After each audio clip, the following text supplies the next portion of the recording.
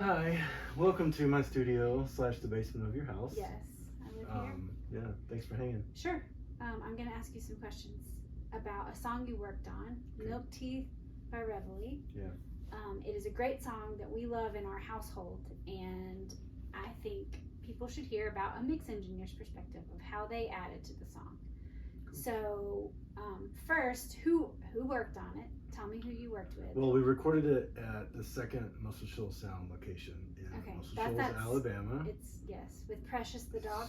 Bizarre place, different story, but bizarre place. And we actually lived in Florence, Alabama at the time, which that's right there. We did. And we were not happy living there. No. Or we were confused about living there. Yeah, you'll find out why in a minute. But so the girls, Sam and Jen from Ryvoli, were there. Chris Jacoby, producer, and some friends that we brought in to help us out, and we set up camp for a week and made a whole record in 1 week. And Milk Teeth was born from those sessions. Mm-hmm. Great. All right, so you had to do everything in 1 week. Yeah. There's a lot of technical stuff that is involved in getting a certain emotion across. Yeah. This song brings up a lot of emotions for us and our family. So tell me what technical things you did that added to the emotion of the song. Obviously, Sam and Jen did an amazing job. It's a beautiful song. Yeah. So beautifully written and played. They brought what they brought. But tell us about what you added as a mix and recording. I had the privilege to record most of the record and mix and master all of it as well.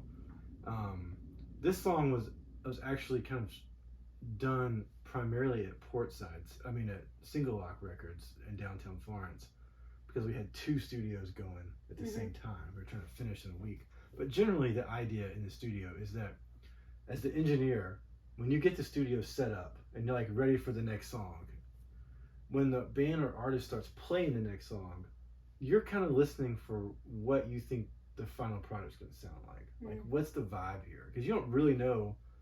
As an engineer, you're oftentimes not super familiar with the song when you start it. And so you don't really know yet what you've got. And so when they start playing the song, because I'm mixing it, I'm already getting ideas for like, this is how I want it to sound, how it should feel.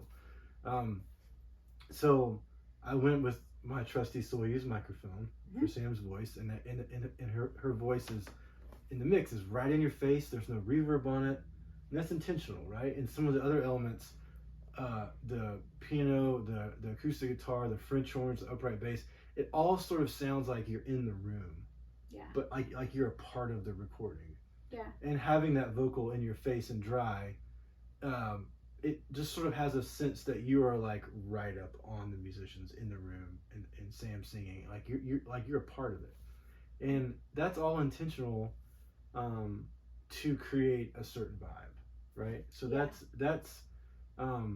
we could get lost in the technical of what microphone we use on each thing, but that doesn't really matter. It's about capturing what was there in the moment that goes along with the vision of the song. Okay.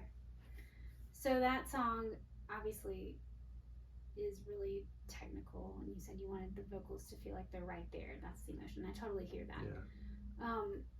Let's talk more about the emotions that you put in. That's a technical level, but I know what was going on. What was going on that week, Chris? We're about to get real for a minute, folks. But so first of all, we should talk about what the song means to the artist. And I reached out and asked, like, hey, I think I know what this song means, but what does this song mean? Turns out I was wrong. What do you think it meant? It doesn't matter right now. But Sam left me a voice note, and she was like, basically the overall idea of this song was just wondering what it would be like if when you met somebody, you like could see a video or like a highlight reel of their life.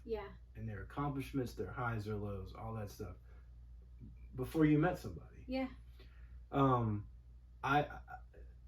That is what the song means, because that's what that would be so cool if you could do that. But for me as somebody that works on the song, and it's not uncommon, obviously, to have the song mean different things for different people. And so that week was actually, the week of the recording was actually a terrible week in the life of our household. It was rugged. We were in a massive, straight up life crisis. Yep. Like, are we going to move out of Alabama?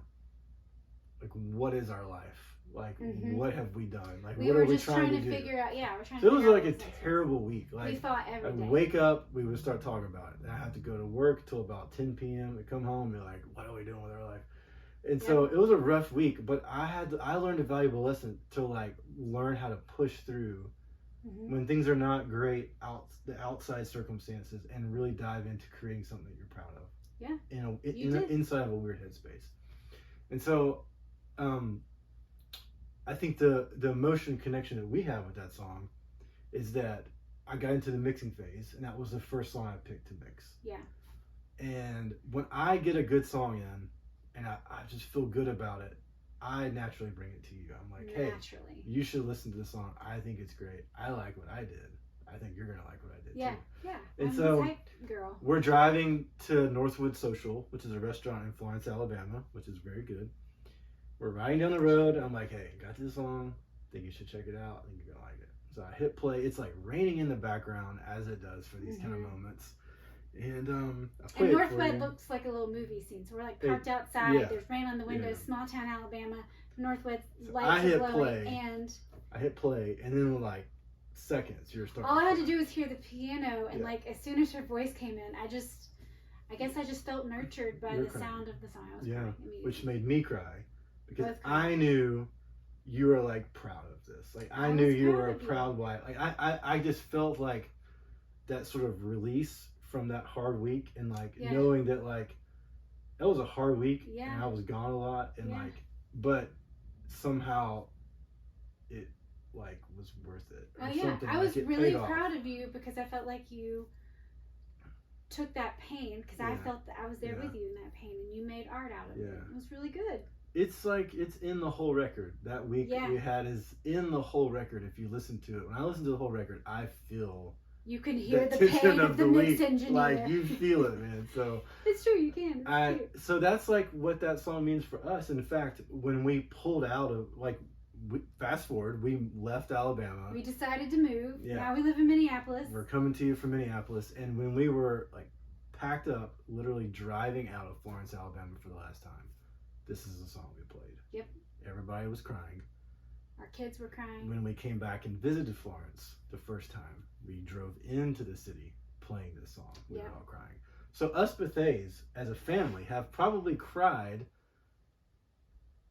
Probably the family that's cried the most of this song in the whole planet. More tears have been shed in our household to Milk Teeth than any other song that there ever was. Yeah, so that's what this song means to me. It represents the whole record really, but it represents a really tough week, pushed through, made something I'm really proud of. Like the whole record, I am maybe more proud of this record than anything I've ever done, like top to bottom. Yeah. And there's projects I enjoy, but like this record just, it means a lot to me. Yeah. And I'm really proud to be a part of it. So thank you, Jen and Sam, for writing such a great song. Yeah. Thank you, Chris Jacoby, for having the mindset to know how to handle and produce such a delicate song. And thank you for hanging in our house, in our basement, in my studio. Yeah. And thank you for helping create the pain. You're welcome. So great. All right. Bye. Thank you. That was cute, I think. Yay. Hopefully.